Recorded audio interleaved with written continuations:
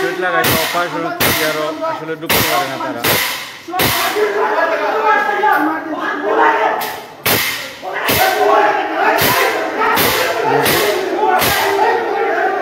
Guardian আইসো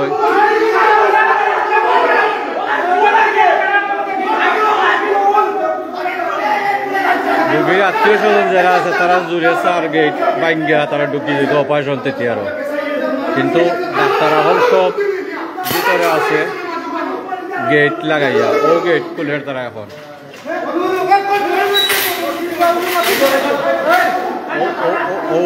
operation থেকে আরো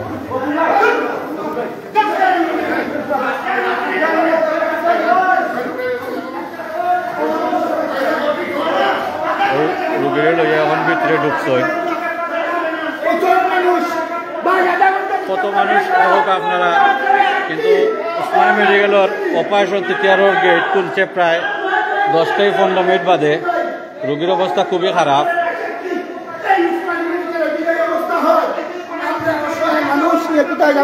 সিলেট উসমানী মেডিকেল, এটা সিলেট উসমানী মেডিকেল।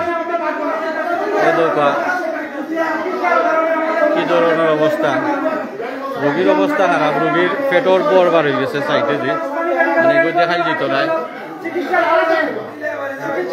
ও তারা জরুরি অপারেশন লইয়া যার তারা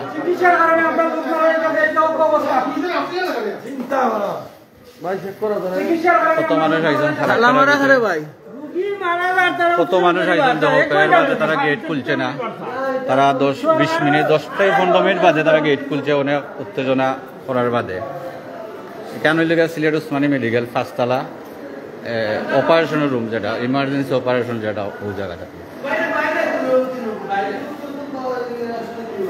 রুগী কোন জায়গাতে অ্যাক্সিডেন্ট নাই, মারামারি সম্ভবত। মারামারি কোন জায়গাত ঘটনা? আমি হইতাম পারি না, আমি রোগীর লগে নাই। মারামারি হয়েছে সম্ভবত। কোন জায়গার মারছে